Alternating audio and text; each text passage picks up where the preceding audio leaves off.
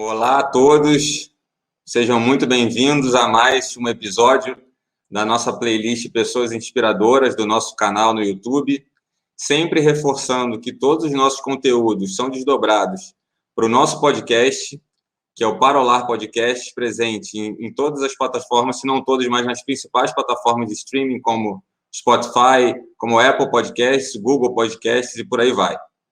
Hoje, no nosso episódio, a gente recebe um convidado muito querido, que é o Eduardo Zugaib. Eu tive a sorte de conhecer e a honra de conhecer o Eduardo em 2018, quando palestramos no mesmo evento, que foi a primeira versão, digamos assim, do evento global chamado HR Disrupt. Nessa ocasião, ele deu uma das suas palestras, que foi o fantástico significado da palavra significado. A gente vai falar sobre isso e sobre todas as outras intervenções do Eduardo, que são muito interessantes. Nessa ocasião, eu dei a palestra Desconstrução do Óbvio. Tem um pezinho um pouco ali parecido com a palestra dele, mas em outras palavras, evidentemente. Então, deixa eu colocar aqui o Eduardo na tela, enquanto eu finalizo a apresentação dele. Tudo bem, Eduardo? Tudo bem, Rafael? Prazer, muito obrigado aí pelo convite, pela acolhida. Espero honrar o espaço aqui da sua audiência. Legal demais, assim, tenho certeza que vai honrar, até porque você, continuando, né, o Eduardo aqui, falando para quem está nos assistindo e nos ouvindo, o Eduardo é um palestrante muito requisitado pelo mundo corporativo. Ele é um palestrante, ele é um escritor, a gente vai falar sobre as obras publicadas dele. Ele tem intervenções muito interessantes, né, e essas intervenções têm como objetivo, se eu estiver errado, o Eduardo me corrige, começando aqui nossa conversa, provocar mudanças, inspirar lideranças, despertar o protagonismo que tem aqui guardadinho dentro de todos nós, mas muitas vezes, por motivos N, a gente deixa adormecido, né? Então, é muito legal recebê-lo para poder contar um pouco da sua trajetória e do que você vem trabalhando ao longo dos anos, que vem atingido milhões de pessoas já tiveram acesso aos seus conteúdos presencialmente e virtualmente, né? Legal. Bom, você resumiu bem, sabe, o meu trabalho hoje, ele está praticamente focado no público da liderança, né? Ou melhor, vamos tornar um pouco ampliado a história aqui. Em públicos que precisam de liderança, certo? Quando eu falo disso, eu estou falando de um educador, estou falando de um vendedor, estou falando do líder propriamente dito, de um gestor de equipes, de um gestor de empresas. Então, de certa forma, eu trabalho essa competência da liderança a partir do mapeamento de atitudes, o mapeamento da comunicação, o mapeamento da influência do grupo, né? O meu trabalho, ele praticamente corre pelo corporativo, né? Dificilmente eu faço algum trabalho aberto, é um trabalho assim, vamos chamar assim, mas no varejo não é um trabalho assim que me puxou muito, eu acabo ficando muito no corporativo, me demanda muito corporativo. Então, isso, né, tenho procurado fazer isso sempre na perspectiva hoje, Rafael, chegando aí quase aos meus quase 50 anos de idade, aí, faço 48 esse ano, já estou a caminho dos meus 50 anos. Então, eu faço hoje, procuro simplificar tudo isso, todas as minhas experiências profissionais, né, não apenas como profissional de comunicação e marketing, como educador, como escritor, e agora como treinador, desenvolvedor de cultura organizacional, desenvolvedor de equipes. Eu acho que batendo tudo isso no liquidificador e coando, o que sai é a figura de um contador de histórias, tá? Um contador de histórias que, de certa forma, tem como missão também ajudar, transformar, né, provocar as pessoas e organizações a também mudarem, ampliarem, tornarem mais ricas, mais assertivas, mais transparentes as suas próprias histórias. Então, esse é o resumo da ópera, isso ganha uma alavanca criativa dos meus livros e se multiplica na forma de palestra, treinamento, workshop, mentorias, né, até mesmo um outro trabalho aí de postagens, artigos que eu tenho publicado aí, que acaba sendo um trabalho mais até voluntário, né, um compartilhamento voluntário de conteúdo. Então, o resumo da ópera é esse, meu amigo. Muito bom, excelente. É um excelente início aqui. Pegando um pouco do que você falou da tua trajetória, né? O nosso público, ele é muito, antes até da gente entrar mais nos seus conteúdos, que é o que muito nos interessa aqui, tenho certeza que as pessoas estão aguardando isso, mas como falamos muito de trilha de carreira, né, das nossas e das pessoas com quem a gente interage, a sua carreira propriamente dita, né? Pegando uma analogia de uma frase importante das suas intervenções, que é: para realizar coisas grandes, comece pequeno, né? E aí ou seja, na nossa leitura, são os pequenos passos que damos ao longo das nossas trajetórias. Quais foram esses pequenos passos que você deu até aqui que te levaram a chegar onde você está? Ou seja, em que momentos e que períodos foram mais importantes? Porque a sua carreira é bem diversa, bem heterogênea, né? Você é publicitário, produtor de conteúdo para TV, professor, executivo do segmento de educação, palestrante, escritor, então tem bastante coisa nessa história. De certa forma, tudo o que norteia todas essas experiências acaba sendo a comunicação, né? Eu me considero, acima de tudo, um profissional de comunicação. E isso que acaba me colocando em contato com todas essas interfaces, né? Ou seja, um profissional de comunicação e educação, né? Se eu pudesse pegar as duas palavras que também sintetizam a ação profissional, é a educação e a comunicação. E a partir daí a gente envereda para todos aqueles públicos que nós já falamos aqui. Então, assim, bom, se eu revelar para você que eu tenho outras carreiras ainda do início da vida profissional, que não tem absolutamente nada a ver com o que eu faço hoje. Por exemplo, eu fui eletricista, eu sou eletricista formado, né? Eu trabalhei como técnico de eletrotécnica, né? Então, dizer que eu não uso o que eu aprendi nessa época, uso muito, cara, porque o meu estúdio aqui, por exemplo, eu montei sozinho, sabe? Então, não precisei de ajuda de ninguém, né? As manutenções de casa, boa parte, eu resolvo tudo. Então, é uma coisa que eu gosto de fazer, né? Que fui pegando gosto ao longo dos últimos anos aí. Então, assim, mas os passos, Rafael, o que eu posso dizer? Bom, puxando pela memória essa primeira fase profissional, que eu estava ali sendo orientado para ter uma carreira técnica, operacional, enfim, nobre, digníssima, tudo, mas que pouco fazia acelerar o coração, né? Eu posso dizer que o primeiro passo foi entender qual que era, o que me vocacionava de verdade, né? O que efetivamente me fazia me sentir uma potência plena de trabalho, de entrega. E ali eu percebi que eram os momentos onde eu tinha uso maior da comunicação, onde eu precisava usar a expressão oral, corporal, enfim, artística. Na época, você fazia um monte de coisa. Então, eu procurava dentro da empresa atividades que me tornassem, né, me deixassem mais próximos, né? Então, assim, mas ainda assim eu já, com isso eu fui buscar a minha faculdade, fui fazer um curso de comunicação social, com vistas a inicialmente ser um Relações Públicas, né? Olha que loucura, né? Boa. Aí, no meio do curso, o curso de Relações Públicas, a especialização extinguiu na universidade, não ia ser mais oferecida.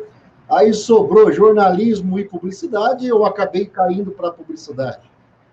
Me descobri muito ali também, fiz muita coisa, trabalhei praticamente posso dizer, nesse mundo da comunicação corporativa, entre agências de publicidade, departamento de mídia, departamento de marketing, veículos de mídia e até mesmo produtoras de vídeo, produtoras de conteúdo, foram aí praticamente 18 anos. Boa parte em agências de propaganda e boa parte desse tempo em agências de propaganda no trabalho de direção de criação e redação publicitária. Então, tudo isso, de certa forma, você percebe que a comunicação está sempre tangenciando o meu trabalho. Quando eu trabalhei nesse período durante uns 8 anos em São Paulo. Eu moro no interior de São Paulo e moro em Mogi das Cruzes, uma cidade próxima aí, mas já é considerado interior. E eu trabalhei durante 8 anos em São Paulo e em algum momento isso também começou a saturar, porque o vai e vem era muito penoso. E aí eu voltei para a minha cidade profissionalmente, havia um aquecimento no mercado publicitário aqui. Eu voltei para ajudar a entrar nessa onda e desenvolver isso e fiquei mais um pouco aqui, aí comecei a enveredar para departamento de marketing, para produtora de vídeo. E assim, nessa volta, o que aconteceu? Né? A minha cidade, ela tem 2 universidades, né? A Universidade de Brás Cubas e a Universidade de Mogi das Cruzes. E para o público local, é uma carência de professor, né, que estivesse no mercado, trabalhando mesmo no mercado, para poder levar um conteúdo de formação para o aluno que o aproximasse mais da realidade do mercado de trabalho dele. Então, logo que eu voltei, as faculdades já vieram, já me puxaram para lecionar à noite e tal. E aí, Rafael, o que eu posso dizer? Nesse ponto, né, olha os pouquinhos, né, como vão acontecendo, né, olha como as coisas vão tangenciando, e às vezes esses encontros acabam provocando uma nova realidade. Então, o que eu percebi foi, quando eu comecei a lecionar na universidade, e aí era um grande desafio, porque você imagina, já comecei pegando aquela turma de 100 alunos represado porque não tinha tido professor, aluno de tudo quanto é módulo, terceiro, quarto, quinto módulo, o cara que já tinha se formado, mas faltava aquele módulo para concluir, para colar grau. Cara, uma bagunça, uma baderna. E eu já chego de cara numa sexta-feira para segurar 90, 100 alunos numa sala. Aí pensa bem, o aluno cansado, todo mundo trabalha, sexta-feira, né? Sexta-feira, todo mundo cansado. E aí você tinha disciplinas lá. Criatividade ainda era gostosa, mas disciplinas como planejamento estratégico. É uma disciplina penosa, é uma disciplina densa. Né? Se você não tiver um pouco de show na aula, você não segura o aluno. E aí você está falando de uma universidade ou de uma aula na sexta-feira que concorre com 8 bares na frente da faculdade. E aí, meu amigo, você tinha que ser melhor que os 8 bares. Senão você ia ficar falando com as moscas, literalmente. Você ia ficar falando só com aquele nerd que não abria a mão de pegar até o último minuto da aula. Então, e ali começou a nascer o que eu faço hoje, né? O trabalho mesmo que depois eu vinha pesquisar, vinha estudar e perceber que é totalmente relacionado à educação do adulto, à andragogia, que vai por caminhos diferentes da pedagogia, que vai por relevâncias diferentes daquilo que é o conteúdo pedagógico, né? Se bem que hoje a molecada também precisa ter relevância para aplicar já, porque senão desconecta totalmente. Até porque também existem muitas lideranças cada vez mais jovens, né, no mundo corporativo. Exato. Então, isso acaba se misturando, né? E é uma pessoa que é muito dispersiva. Então, se você não cria relevância daquilo que você está falando para os próximos 15 minutos de prática, cara, você esquece. Não tem. Não é legal, o cara pode até se divertir com aquilo que você falou. Mas se não houver relevância, se não houver aplicabilidade, isso a andragogia deixa muito claro, cara, legal, você pode ter muitas boas intenções, mas efetividade, zero, né? Então, e ali nasceu, então, Rafael, resumindo, ali nasceu em sala de aula, do encontro de tudo isso que eu havia feito, mas em sala de aula, aquele momento de falar, de trabalhar a persuasão, trabalhar a influência, a comunicação da voz, do corpo, do time, da energia, ali nasceu o palestrante. Ali eu posso dizer que nasceu o palestrante. E com o tempo aquilo foi evoluindo, então eu me coloquei o desafio de encantar. Cada vez que eu entrasse em sala de aula, eu colocava para mim um desafio de encantar mais do que tinha sido a aula anterior. Isso, de certa forma, foi talvez a melhor escola de palestrante que eu posso dizer. Sem dúvida. Há uma série de cursos por aí, mas, cara, nada tira esse tipo de prática, de você medir o pulso da pessoa com quem você está conversando, e você tem que encantar a mesma pessoa a semana que vem de um jeito diferente. Então, olha, cara, a régua ia subindo ao longo de um semestre, e você tinha que fazer aquilo acontecer. Então, ali nasceu o palestrante. Logo em seguida, eu já sabia que era aquilo que eu queria fazer pro resto da vida, tá? Já sabia que aquilo era meu clímax, meu fluxo total era ali, conversando, internalizando com a galera e tal. E ali, ali nasceu o palestrante, só que em algum momento também essa rigidez do calendário acadêmico começou a me incomodar um pouco, porque eu já estava começando a ter demandas de palestrante e começando a ter que viajar, ir para todo lugar, às vezes não dava para estar presente em aula. Então, como tudo na minha vida sempre foi assim, eu decidi que se eu fosse começar a fazer mal feito, era melhor eu optar, né? Tentar fazer tudo e não fazer nada direito. Eu falei, não, então agora é hora de eu deixar o meu barquinho, deixar esse transatlântico e tocar o meu barquinho. Então, isso veio mais ou menos paralelo também com a minha saída, né, do definitivo da vida executiva no mercado de propaganda. Então, em 2011, praticamente, 2012, foi quando eu me lancei totalmente autônomo no mercado, no mundo das palestras, já com a minha empresa, que é a Academia da Atitude. Isso, eu ia aproveitar para perguntar sobre ela. Porque chega nesse momento que você cria a Academia da Atitude, que eu acho um nome genial. Eu acho que ele toca o nome, né? A escola de protagonismo também são expressões muito fortes. Tem um apelo filosófico, né, cara? Uma coisa meio aristotélica, né, cara? Toca.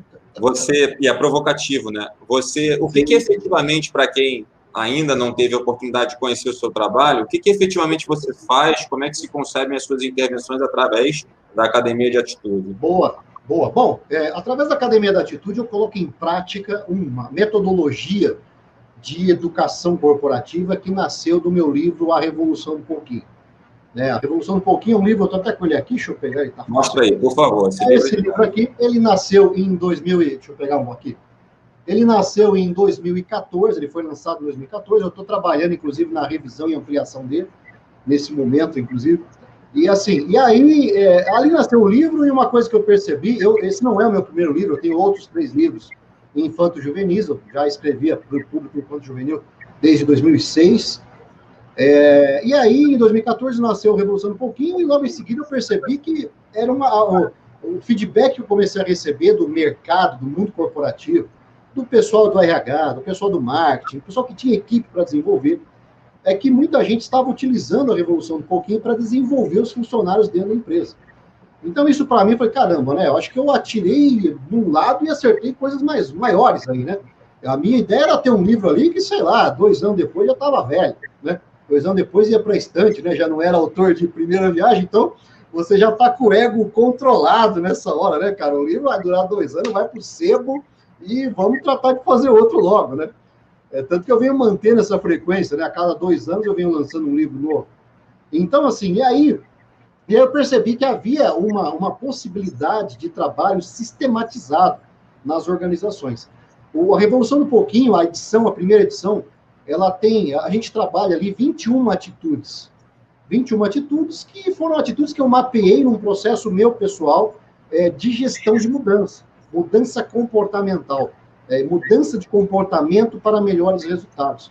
Por questões aí na vida que, em algum momento, eu acabei me perdendo e precisei ter uma queda muito dolorosa e precisei me organizar completamente, mapear. Veio de algo pessoal essa história também? Veio além do empirismo com o mundo fora de você, quer dizer, tem uma história pessoal, né? E isso é uma das coisas que torna o livro muito, assim, cria um diferencial muito grande do livro, né? Tanto que, assim, pela Academia da Atitude, só eu que faço treinamento, porque tudo ali, de certa forma, relaciona-se com histórias vividas, histórias pessoais. Olha, eu acho meio improvável que eu consiga, por mais que eu treine alguém, pedir para a pessoa contar uma história na mesma intensidade, no mesmo envolvimento, provocando o mesmo tipo de engajamento. Então, é um trabalho que, em algum momento, eu precisei posicionar como um trabalho gourmet para a liderança, né?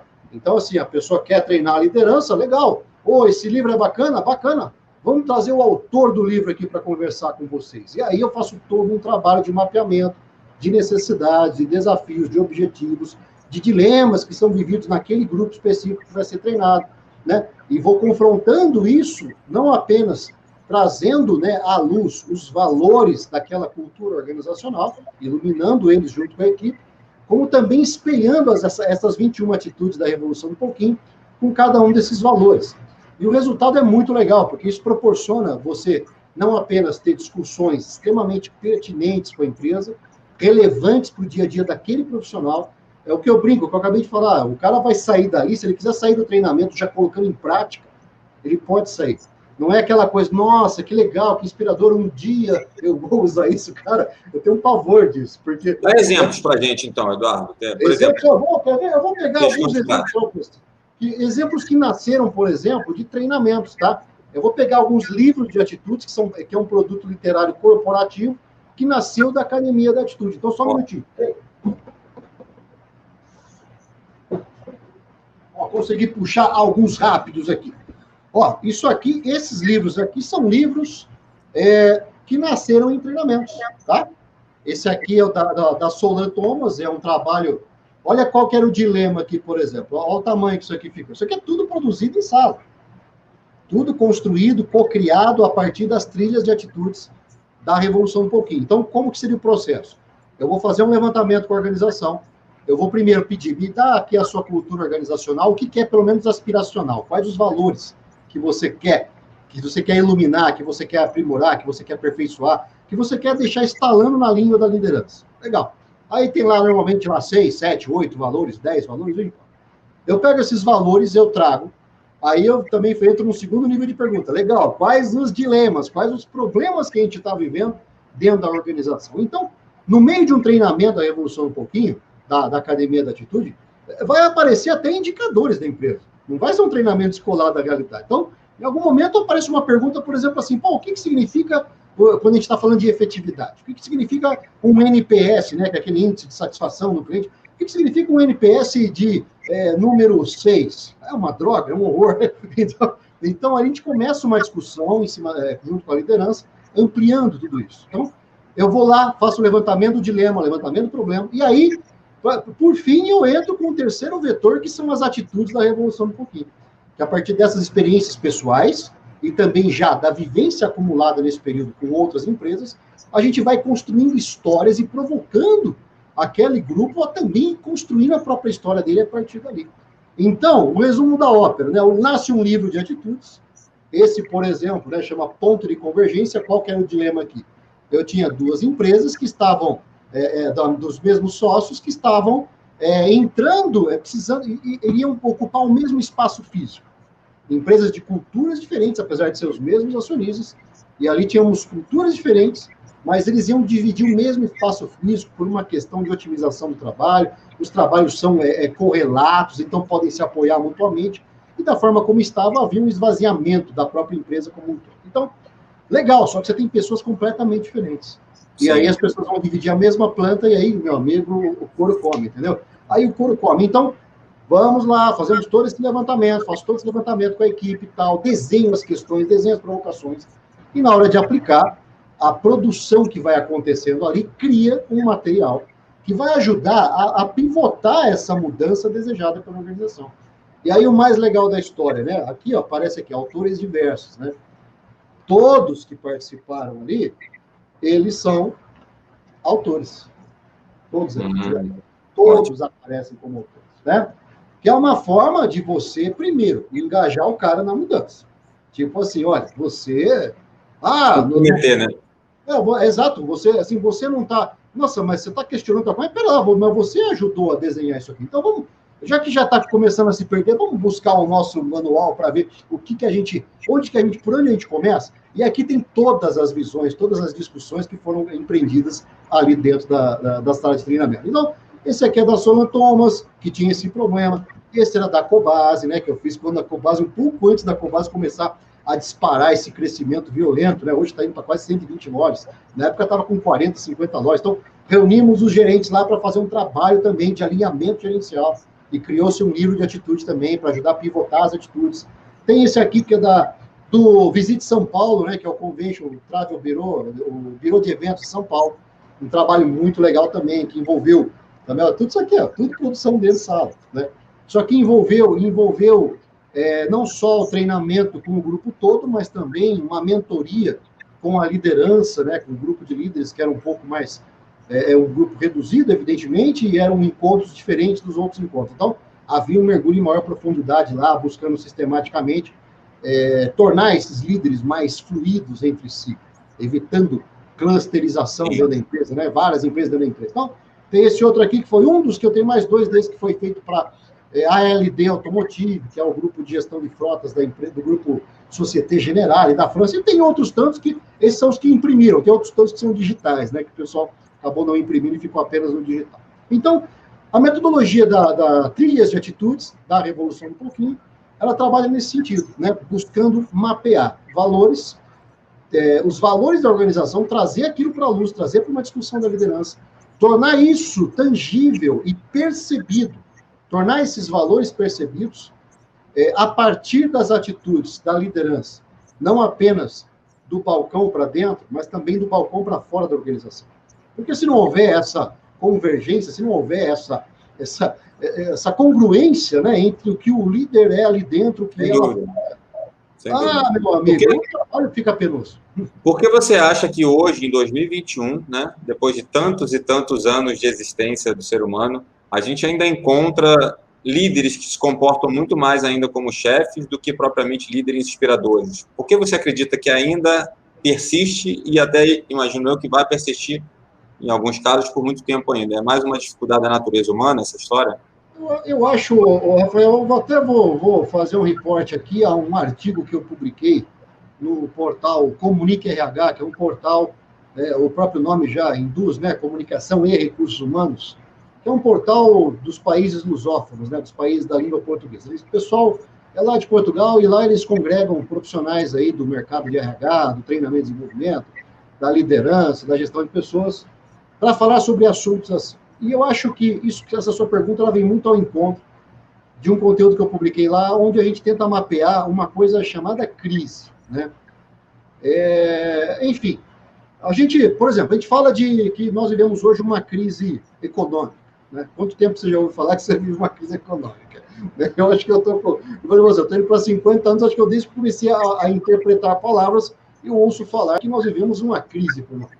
Então, só que a questão é a seguinte, né, cara? Você, na verdade, hoje, principalmente, no momento que a gente vive hoje, né, que é muito diferente, por exemplo, da crise que se viveu nos anos 80, né, a gente lá tinha uma crise econômica, uma crise de escassez mesmo, uma crise que não tinha dinheiro. Hoje tem dinheiro, hoje tem muitos valores circulando. Mas, na verdade, o que você tem é um efeito econômico de uma crise de credibilidade, né? E aí você vai entender onde que eu vou chegar na resposta para a sua pergunta. Então, legal, essa crise de credibilidade também nasce a partir do quê? Do movimento das lideranças, certo? As nossas lideranças, né? Não vou nem dar nomes aqui, interpretem como quiser quem estiver assistindo aí, mas as nossas lideranças, aquelas responsáveis por conduzir os destinos da nação como um todo, tá? Da nação como um todo e todas as unidades aí da nação, são lideranças que foram, assim, de certa forma, formatadas já dentro de uma perspectiva do extrativismo das pessoas, né? Então, a crise já deixou de ser econômica, é um efeito econômico de uma crise de credibilidade, que é um efeito de uma crise de liderança, né? Que, por sua vez, é um efeito de uma crise de valores, que, por sua vez, é efeito, né, da nossa boa e velha sistêmica crise da educação. Nós somos um país em crise de educação, e quando a gente fala de educação, não estou falando apenas do conhecimento relacionado às ciências, à cognição das ciências, à informação relacionada às diversas disciplinas, mas principalmente a educação no sentido do olhar para o outro, a educação emocional, empatia, né? A educação da empatia, a educação da ética, a educação de tudo aquilo que pode ajudar a mudar sistemicamente essas crises, até criar uma sociedade mais sustentável, orientada por lideranças também mais estáveis, que também são sustentáveis em si, né? Não é essa loucura que a gente vive, esse jogo de xadrez completamente embaralhado que a gente vive. E, a partir daí, você começa até a criar, né, a tal da sustentabilidade econômica, porque a credibilidade começa a voltar e o investimento começa a voltar. Então, pela sua pergunta, então, por que existe mais chefe do que líder? Porque décadas após décadas, nós estamos formando pessoas nesse sentido. E aí o cara já nasce entendendo que ele precisa aprender a mandar nas pessoas. E não vai medir consequência, não vai medir esforços de recursos como constrangimento, assédio de toda ordem, né? Tornando muitas vezes o ambiente corporativo um inferno, né? E aí, ao mesmo tempo, você percebe, né? Há um tempo atrás eu fui chamado para conduzir um treinamento com um grupo de trainees, um treinamento seria focado em comunicação. E, cara, foi feito o treinamento, tal, comecei o treinamento, e aí eu falei, foram 4 encontros, me dá um feedback do treinamento, como é que a galera sentiu, como é que a galera percebeu, tal. Cara, feedback zero. Eu falei, pera lá, né? Pera lá. E aí, né, passou, eu falei, bom, se ninguém reclamou, você veio parte desse, ninguém reclamou, então talvez esteja legal, né? Vamos aumentar a dose do que eu já fiz. Eu fui aumentando, escalando e nada de feedback. Bom, o feedback veio tipo um mês depois, né? Já tinha entregue o treinamento, havia uma outra possibilidade de treinamento. E aí, meu amigo, aí você vai perceber como isso que você me perguntou está embrenhado na cultura organizacional de muitas empresas. Porque depois de muito insistir que eu consegui recolher o feedback veio lá algumas pérolas do gênero, assim, no curso. Ele falou muito aqui de comunicação, tal, feedback, ferramenta, comunicação não violenta, mas eu queria saber o que eu tenho que fazer para as pessoas me obedecerem. Eu falei, não, pera lá. Eu estou falando de um jovem, Rafael, não estou falando de um velho, sabe, que já está caminhando para o ocaso profissional, que graças a Deus está cada vez mais distante. desde que você esteja atento. Mas eu estou falando de um jovem participando de um programa de trainee que precisou receber uma educação em comunicação e ele está querendo comunicação para poder mandar nas pessoas de forma que as pessoas as obedeçam cegamente, sem questionamento, sem espaço para iniciativa, sem espaço para diálogo, para discussão, para cocriação, para tudo aquilo que está na ordem do dia, de qualquer instituição que você pretenda se sentir contemporânea, alinhada com esse mundo complexo que a gente está vivendo. Aí eu penso, esse moleque trouxe isso de casa? Não. Ele chegou na empresa e o que ele encontrou? Líderes que trabalham nessa perspectiva.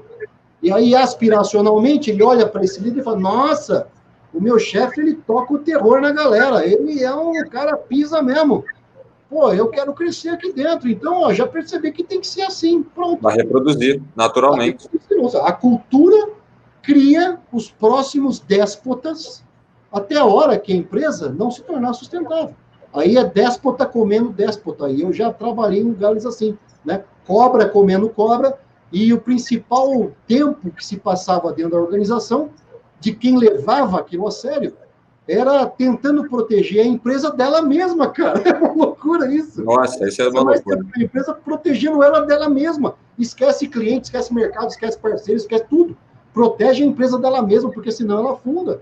Uma forma de você tirar o melhor das pessoas e inspirar as pessoas, né, legitimar a sua liderança de forma que você conduza as pessoas a outros patamares que nem elas próprias acreditavam ou se sentiriam capazes, é a própria humanização do líder, é a vulnerabilização dele próprio. Perfeito. E não a imposição das ideias o tempo todo. Evidentemente que você, como líder, por ter uma boa experiência, você vai ter opiniões e você vai precisar dá-las, você vai precisar defendê-las, você vai precisar... ter que, às vezes, puxar o manche. Natural, o manche está na sua mão. E a responsabilidade é sua, tá? Se o também é esperado isso. Né? A responsabilidade é sua. Então, isso. Mas, ao mesmo tempo, você precisa se humanizar, né? Você precisa mostrar também seus pontos fracos. E eu acho que, inclusive, um dos seus livros fala disso, né? O 252. Sim, o Humor de Segunda a Sexta, a gente fala disso, né? Que deixa eu ver se eu estou aqui.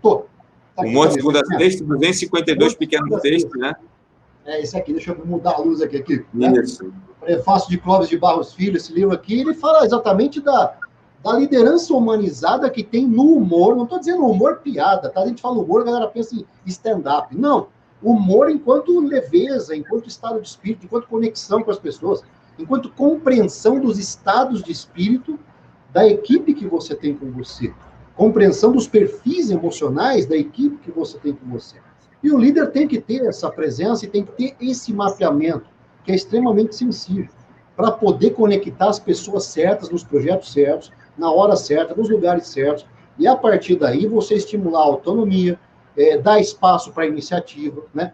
E fazer com que a pessoa cresça, comprometendo ela. Então, quando eu falo que o cara vai assinar o livro como coautor, a ideia é o cara perceber que os próximos passos da organização, ele também é responsável, inclusive no papel. Não apenas, estou aqui obedecendo o que me manda. Não, você ajudou a desenhar. Você ajudou a construir, né? Então, se você está com a gente ainda, a gente pressupõe que você está alinhado aos nossos valores. Porque se não tiver também, amigo, pode acontecer também. A melhor coisa que a gente pode fazer quando se percebe que os meus valores não estão alinhados com o valor da organização, primeiro eu tento buscar uma aproximação, buscar parear alguma coisa, negociar, né? Se eu percebo que ainda assim a coisa não dá certo, a melhor coisa é cada um seguir seu rumo, né? Nem eu estou certo, nem a empresa. Aliás, eu estou certo e a empresa também. São valores diferentes. E o líder precisa ter esse mapeamento. Ele precisa ter essa sensibilidade para perceber quem está vindo junto, quem tem valores parecidos que conseguem alinhar, e quem está totalmente fora do barco, que só vai representar, por mais que esteja ali numa efetividade mediana para alta, tecnicamente falando, em algum momento esse cara vai se tornar uma dor dentro da empresa, para a empresa e para ele mesmo. Então, o líder tem que ter essa sensibilidade, né? Então, por isso que o trabalho da humanização, como você falou, ele é crucial em buscar compreender quem são as pessoas por trás dos números do crachá.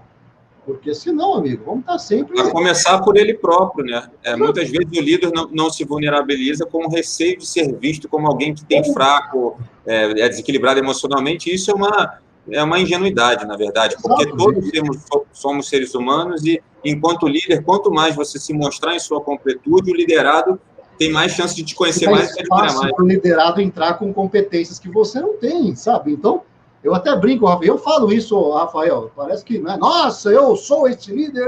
Não, eu era esse cara que você falou aí, eu era esse cara que era o déspota quando eu trabalhava em agência de propaganda.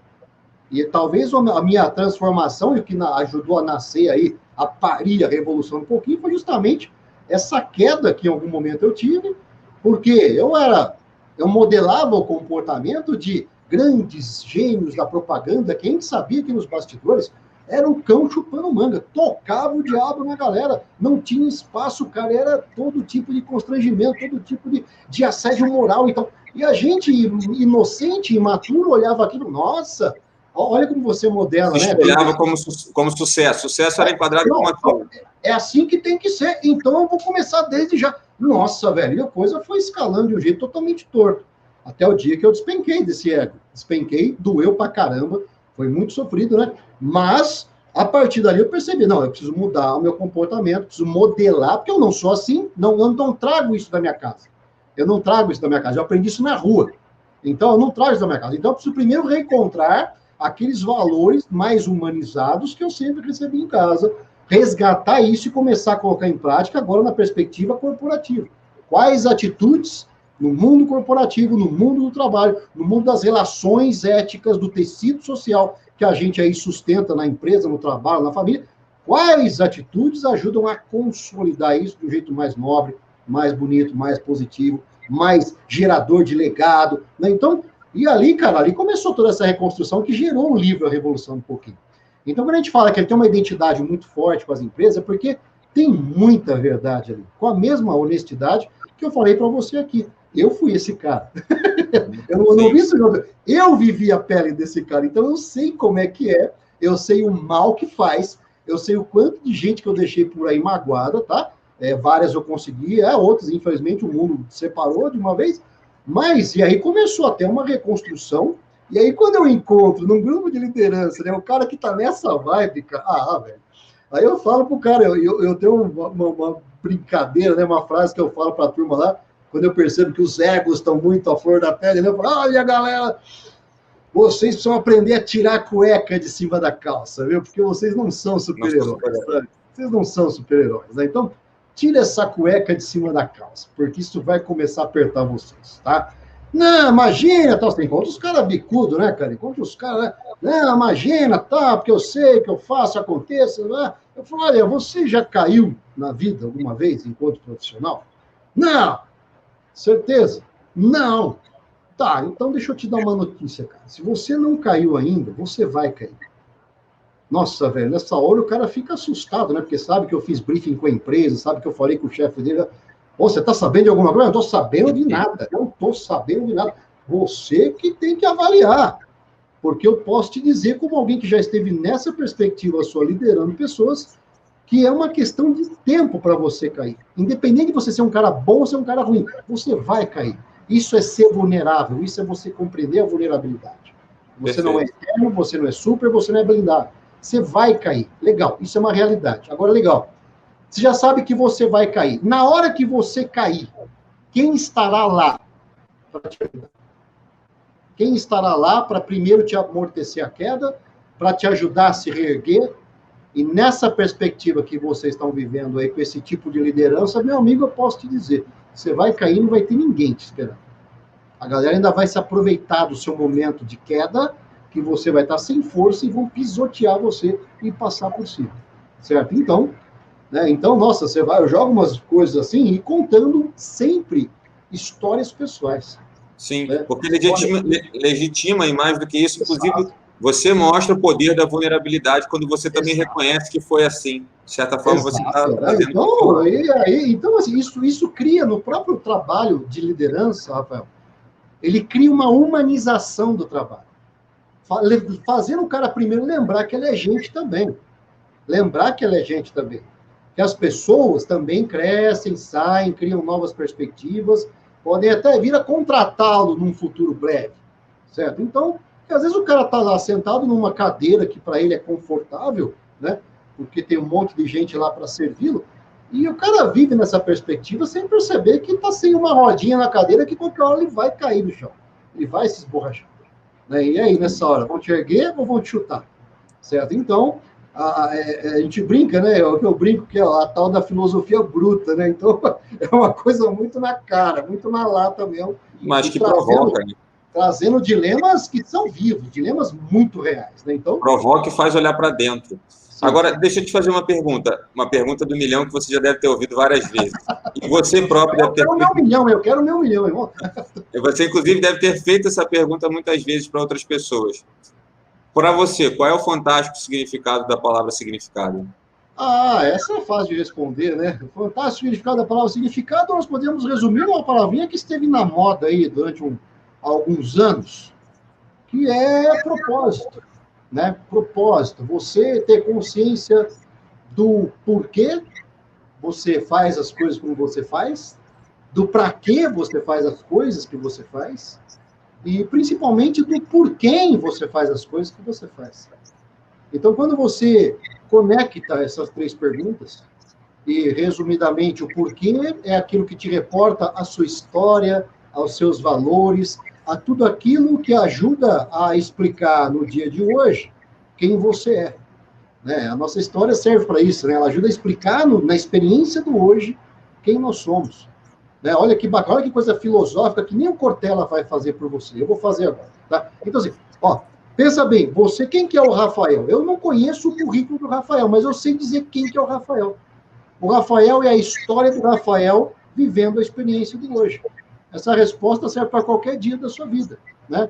Então, quando você tem essa porta aberta da história e percebe ela vivendo a experiência, né, o calor do agora, ali você tem a definição do que é você. Então, já temos o porquê de onde nós viemos, nossos valores, nossos modelos, nossos heróis, a dualidade da vida, né? As tristezas e as alegrias que nós vivemos, que nos marcaram profundamente, que às vezes mudaram a rota da nossa vida, tudo lá na nossa história. Tá? Então, essa dualidade, que é o que nós podemos chamar de alegria e tristeza, que, olhando por cima disso tudo, nós temos algo chamado felicidade, né, que ajuda a calibrar, inclusive, a própria tristeza, aí a gente entende quem nós somos.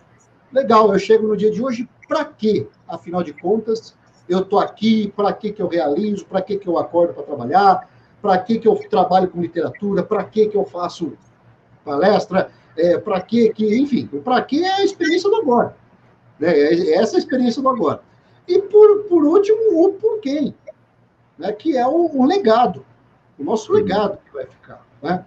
E o legado, eu procuro enxergar o legado não apenas como alguma coisa que vai ser percebida apenas o dia que eu não estiver aqui mais, né? Ou vamos ser um pouco eufemista aqui, o dia que partir dessa para uma melhor. Só para ser um pouco eufemista aqui. Tá? Mas o legado, ele é essa curvatura de tempo, tá? Que eu enxergo a partir do primeiro metro que eu tenho de futuro na minha frente, que é esse aqui que eu estou usando com você agora, tá? É esse metro aqui que a gente está usando agora, até, meu amigo, até efetivamente chegar esse dia onde, biologicamente, eu vou me extinguir, não importa aquilo que eu acredite em termos metafísicos, vida após morte, não importa. Então, legado é o que você vai construir conscientemente até lá, né? A gente já tem um legado, a gente já deixou um rastro aí, né? Algumas barberagens aí, como eu já relatei para você, todos nós já deixamos acertos, erros, né? Dores, alegrias, toda sorte de situação nós já criamos apenas pelo simples fato de respirarmos nesse mundo. Então, agora, vamos tratar esse legado do futuro, que é o da pergunta por quem. Vamos tratar isso dessa forma que é o quê? Pô, que impacto positivo eu vou gerar? Né? Conscientemente, a partir desse primeiro metro de futuro que eu estou pisando, que é o mais tangível, né? Que é o da atitude próxima que eu vou realizar, até o dia que eu não estiver mais aqui. Olha, eu não sei quanto tempo tem isso. Pode ser 5 anos, pode ser 10, pode ser mais 100, se a medicina e a ciência assim permitir, enfim, não sei. Mas conscientemente, que pergunta eu vou ter que fazer todos os dias para mim, a partir dessa tomada de consciência que acontece no para quê? Que acontece no dia do para quê, né? Que impacto positivo eu deixei na vida de alguém hoje?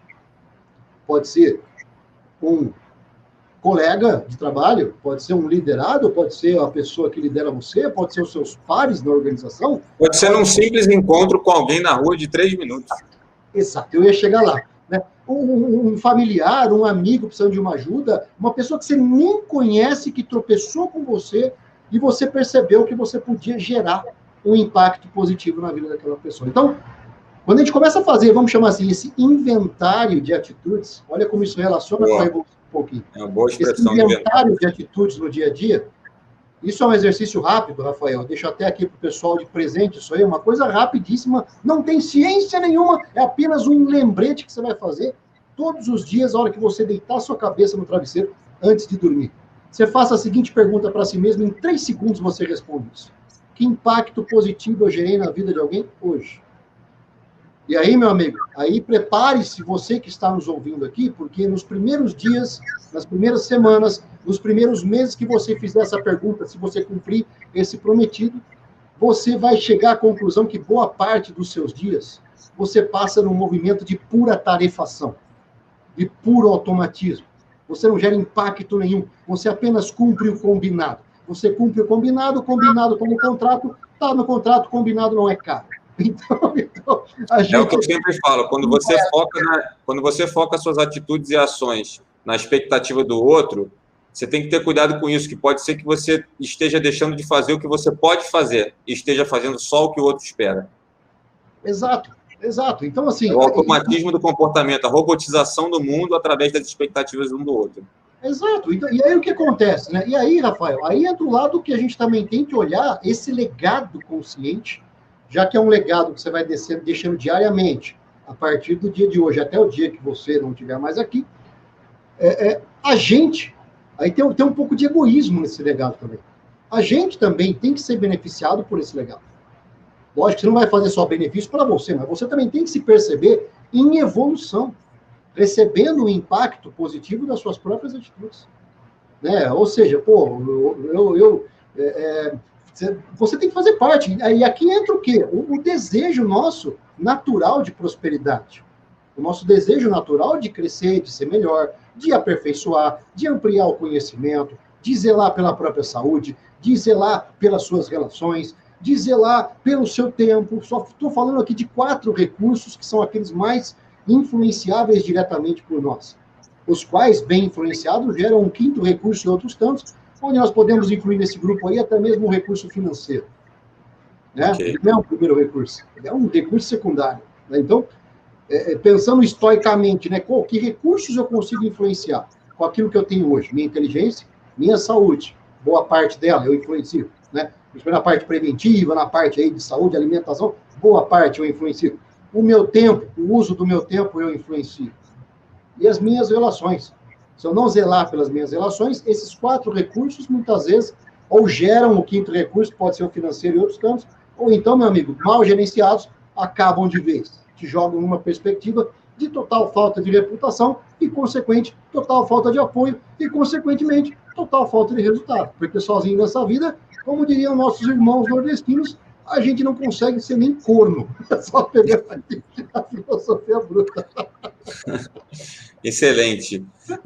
Então, só para deixar assim claro, com relação às suas intervenções, não são produtos exatamente de prateleira, né? Depende da demanda, da necessidade, até porque você tem palestras diferentes, né? Sim. Através dos seus próprios chamados diferentes. Se a gente for pegar os seus livros, os 4, vamos dizer, depois, né, dos 3 iniciais, Revolução do Pouquinho, a ordem...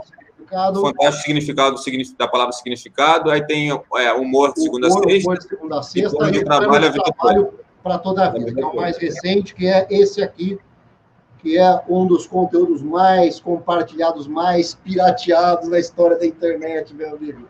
Isso aqui já me deu muita alegria, me deu um pouquinho de dor de cabeça, dá um pouquinho de mal-estar de vez em quando aí, quando esse conteúdo ele é simplesmente surrupiado por grandes figuras aí, a pessoa assina sem a menor cerimônia. Aí eu falei, cara, isso é terrível.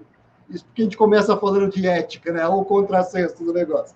A gente começa falando de ética. Então Rafael, cara, resumidamente, né? O trabalho, né? Como você falou, o conteúdo está na prateleira, mas a formatação desse conteúdo ela é uma alfaiataria que não dá para eu colocar isso numa linha de produção, né? Por isso que eu falei, não, em algum momento começaram a me questionar, pô, mas você não consegue aplicar o seu treinamento em muitas equipes simultaneamente? Eu falei, não consigo. Não consigo. Nem é o objetivo, né? Tem que ter um porquê, entrando até na resposta anterior, tem que ter um porquê, né? Tem que ter um porquê, né? Então, se é apenas uma entrega massificada, cara, tem várias empresas aí que fazem isso. Eu optei por não fazer isso. Eu optei porque eu quero olhar na cara do seu líder, eu quero entender a perspectiva dele, quero conhecer o perfil dele, e a partir daí nós vamos juntos construir um futuro próximo, né, de maior autonomia, de maior convergência, de maior alinhamento, de um desenho mais bem colocado da própria cultura organizacional. Isso tem que ser trabalhado na liderança, na média liderança, na alta liderança, né? E às vezes replica para a liderança operacional também. Então o conteúdo do livro está na prateleira, mas o treinamento, meu amigo, vamos dizer assim, aqui você tem o pano, tá? Aqui você tem o pano, mas para eu levar isso para o treinamento, eu tenho que fazer toda a medida de alfaiate, entender como aquilo vai ajustar dentro daquela cultura, do perfil daquelas lideranças, do quanto que eles têm ali, quais os problemas que ele tem para trabalhar, quais os dilemas que ele precisa desenvolver, quais as questões que hoje tiram o sono da liderança estratégica, que tira o sono da empresa, tira o sono do acionista, para a gente colocar tudo isso e aí sai um conteúdo completamente customizado. Então, né? Não dá para ser massificado um trabalho desse. É um trabalho é aquela coisa, queremos contratar o chefe gourmet tal para cozinhar. Legal, vai o chefe. Você quer fazer comida para um batalhão, por 1.000 pessoas? É melhor fazer outra coisa. Mas se você quer uma coisa ali, né, totalmente focada no grupo que influencia em cascata todo o restante da sua organização, né, aí o chefe vai cozinhar para cada uma dessas pessoas e botar a comidinha na boca dela, para ela perceber que o negócio realmente tem uma profundidade, tem verdade, tem conteúdo, tem vivência, já tem cases, né, como eu mostrei aqui, né, vários cases aí muito legais. Eu estou em plena construção de outro case ao longo desse ano, com a Yamana Gold, que é uma mineradora lá de Jacobina, na Bahia. Temos um trabalho focado tanto na Revolução do Pouquinho quanto no Plano de Trabalho para Toda a Vida. Serão 2 treinamentos. E a galera está respondendo muito legal. Está sendo uma construção co-criativa que os encontros que tem 3 horas de duração online, cara, passa numa velocidade. Quando você percebe, nossa, já acabou. Porque a galera vem junto. Isso é muito prazeroso no trabalho. Sim. E vai tendo co-criação. Uma coisa que eu ia até te perguntar, então, assim, ou seja, você respondeu, o seu trabalho, por mais que tenha havido ali no início da pandemia uma adaptação, foi um susto para todo mundo, né? Porque são muitos eventos presenciais que a gente está acostumado a fazer no Brasil, mas de alguma maneira existiu também uma adaptação.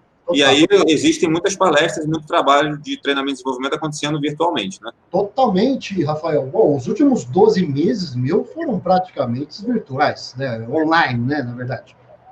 Então, assim, desde palestras até treinamentos, e aí a gente teve uma adaptação. Nessa hora, aí que eu vou dizer, nessa hora a minha carreira de eletricista, de profissional de produtora, sabe, de publicitário, né, jogou muito a favor, né? Eu tinha uma estrutura de estudo já montada em casa, desde 2017, que eu montei para fazer treinamentos gravados e tal. Baixou a pandemia lá em fevereiro, eu falei, e agora? Eu falei, não, e agora nada, e agora é só começar a botar tudo isso para funcionar, estava tudo parado aqui, botar isso aí, ajustar a internet, ajustar a banda larga aí para poder entregar o produto, e desde então, sabe, veio sendo muito demandado. Conversei com empresas aí do Brasil todo, né? Empresas regionais no Brasil todo, empresas nacionais com presença, né, em todos os estados aí, né, grandes organizações, recorreram aí à Revolução do Pouquinho, ao Plano de Trabalho para Toda a Vida, e alguns outros conteúdos que até nasceram dentro do próprio período da pandemia, né? Houve até conteúdos que nasceram on demand, né? Ou, precisamos de uma fala aí. Falei, não, legal, consigo se eu juntar certas abordagens aqui, nós vamos ter a química para isso que você precisa. Deu muito certo, vem dando, não posso reclamar, né? Gostaria de estar trabalhando mais, claro, como todos nós brasileiros, né? Mas, assim, eu não posso reclamar. As coisas estão caminhando dentro de um contexto aí favorável. Excelente. E, Eduardo, para quem quiser te encontrar, você tem um canal no YouTube, que é o Eduardo Zugaib. Isso. Tem um Instagram ali com dezenas de milhares de seguidores, seus conteúdos são muito compartilhados. Como é que as pessoas te encontram? Profissionalmente, o melhor lugar é no LinkedIn, né? Lá no LinkedIn, Eduardo Zugaib Palestrante, lá o domínio, mas Eduardo Zugaib vai chegar em mim. Aliás, você vai chegar em 2 pessoas. O outro é um perfil antigo meu que eu não sei deletar. Eu não consigo deletar, mas é um perfil antigo que está lá abandonado. Mas esse aqui, você vai me ver lá com essa cara aqui que eu estou falando com você, que é o meu perfil atual, que está sendo ali com várias postagens, várias provocações, né? Ali, de certa forma, eu nado, né, junto ao mundo corporativo, né, conversando com as pessoas ali que eu identifico quem são de verdade. No Instagram é um lugar onde eu faço as minhas filosofias, as minhas provocações, algumas brincadeiras, né, que explora muito isso que você falou, que é a vulnerabilidade. Se você olhar no meu Instagram, você vai encontrar muito de vulnerabilidade ali. Da gente lidar com essa nossa fragilidade que a gente tenta, às vezes, disfarçar com uma capa de super-herói, né? Mas não dá. Você levanta a capa, a calça está rasgada na bunda e o cara vai perceber essa vulnerabilidade. Então, ali a gente trabalha esse lado nosso, né, que é de um jeito mais divertido, mais funny, né? Mas sempre com uma certa profundidade ali, né? Bom, o Facebook, tem meu Facebook pessoal lá, faço algumas brincadeiras lá também. A minha página no Facebook, Eduardo Zugaib Palestrante. O Instagram, @EduZugaib, tá, talvez esteja aí, não sei se está aparecendo no GC, eu acho que não, mas @EduZugaib, enfim. É facinho me achar. E no site, que talvez agregue tudo, né? eduardozugaib.com.br. Lá você vai ter link para todas as minhas redes, vai ter acesso ao meu portfólio de palestras, o que eu estou trabalhando atualmente, acesso aos livros, acesso a vídeos. Só no site ali, se você dá uma passeada, já dá para colher bastante coisa legal ali, aplicável nas empresas também. Sensacional. Eu sou um cara, quem me conhece sabe disso, eu sou um eterno questionador do status quo. Eu sou uma pessoa que consigo, de uma forma muito natural, sem sofrimento, porque, infelizmente, tem perfis que, eu não digo nem infelizmente, mas a questão de natureza humana mesmo, que sofrem mais com as transformações, com as mudanças, e ver oportunidades onde, para além do que se vê, né, na história que está escrita aí em cima das nossas cabecinhas aqui no canal, para além do que se vê. Então, eu sou fã do seu trabalho, eu acho que as suas provocações são muito pertinentes e são muito necessárias para a evolução de mundo, para que a gente consiga se desenvolver o tempo todo, para que a gente consiga se questionar de fato se a gente não pode ser melhor ou fazer alguma coisa diferente na vida. Então, realmente, parabéns pelo seu trabalho, a gente fica muito feliz de você ter aceitado o nosso convite. Poxa, para mim, uma grande honra, Rafael. Obrigado aí pelo convite, pela acolhida, pela oportunidade. Bom, o pessoal que tenta me perceber como um palestrante já percebeu que eu falo pra caramba, né, cara? Não, que isso. Aqui, na verdade, o espaço é seu para que a gente possa te ouvir e aprender um pouco com você mesmo. Então, por aí você tem um pouco de noção, né, da pegada. E assim, Rafael, uma coisa que eu prezo muito, sabe? Vamos supor, eu tô aqui falando com você, estamos aqui num bate-papo, tal, vai ter lá um vídeo, depois vai ter podcast, enfim, legal. Se você me chamar para uma reunião, cara, eu vou ser exatamente essa pessoa que você está vendo aqui, tá? Se você me ver num palco, eu vou ser exatamente essa pessoa que você está vendo aqui, sabe? Então, isso também, no que eu faço, eu já percebi que as organizações valorizam muito. Eu acho que é uma forma de você construir credibilidade, né? Porque eu já vi muitos colegas, infelizmente, né, que, assim, tem um discurso muito bem ensaiado, tem frases na ponta da língua, aquele timing, aquela gesticulação, aquela coisa extremamente, até que se você começa a analisar friamente, beira um mecanicismo que, assim, até assusta, né? Uma coisa muito ensaiada demais, né? Eu acho que isso, quando você está falando de gente, cara, é meio perigoso. E assim, e a gente que frequenta, às vezes, bastidores de eventos aí, cara, às vezes a gente vê umas não verdades, vamos chamar assim, né? Umas incongruências entre o que a pessoa no bastidor e o que ela é no palco. Né? Você já fez palestra, você faz palestra, você já dividiu alguns camarins aí com algumas figuras, eu tenho certeza. E aí eu vejo lá, por exemplo, o cara vai falar tem que falar, por exemplo, de força, vontade, enfrentamento e tal, e não ter medo, e não sei o que, aquela coisa do super-herói, né? Legal. Só que o cara não sobe no palco se não tomar 4 doses de alguma coisa alcoólica qualquer. Pô, tem muita gente que fala de liderança inspiradora, de empatia, e no dia a dia atropela. Né? O cara é best-seller, fala de empatia, best-seller e tal, mas no bastidor não quer ninguém perto, não olha para o rosto ali da pessoa que está ajudando ali no apoio, ajudando a servir ali o camarim, sabe? Não olha para o garçom, não olha para... Ah, meu amigo, eu tenho uma bronca disso que você não imagina. Eu já larguei salas onde estavam os palestrantes, assim, sabe? Para ir ficar com o povão, porque eu sou do povão, eu sou, né? Eu, assim, nessa hora, se é para optar, eu falei, eu prefiro ficar com quem tem verdade. Sim. Então, eu falei pra você, quem está me vendo aqui, se um dia me chamar para fazer uma palestra, vai ver exatamente esse cara aqui, levando, né, alguns choques, algumas provocações, algumas filosofias brutas, muito da Revolução um pouquinho, muito de todas essas outras obras aqui que a gente discutiu, mas sempre a mesma pessoa. Eu não tiro a roupa, deixo esse Eduardo no camarim, sobe outro Eduardo, não, é o mesmo. Mas isso é o que se sustenta realmente. E para quem não teve a oportunidade ainda de ver esses conteúdos que a gente está mencionando presencialmente, enfim, no próprio Google, no YouTube, se você buscar, tem várias palestras dele, do Eduardo, tem várias entrevistas do Eduardo também, tem participações em programas de TV, Ana Maria Braga, já vi em outros canais também. Então, lançamento de livro, enfim. Acho que tem muita coisa legal disponível do Edu, nas redes sociais deles, ou no próprio YouTube, e no Google também, bota lá Edu Zugaib, Eduardo Zugaib, vai achar bastante coisa. Muito bom, é isso aí. Muito obrigado aí. Muito obrigado.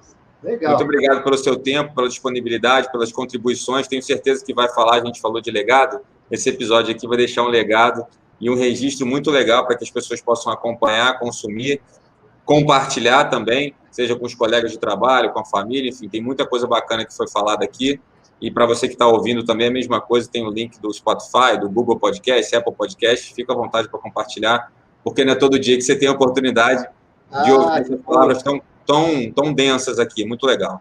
Obrigado. Valeu, Rafael. Obrigado pelo carinho, obrigado pela acolhida. Conte comigo, tá? Precisando aí a gente botar alguns assuntos em pauta aí, estou à disposição de vocês. Muito prazer. Vamos fazer mais vezes. Aqui com vocês. Um abração, Edu. Obrigado. Um abraço, até mais.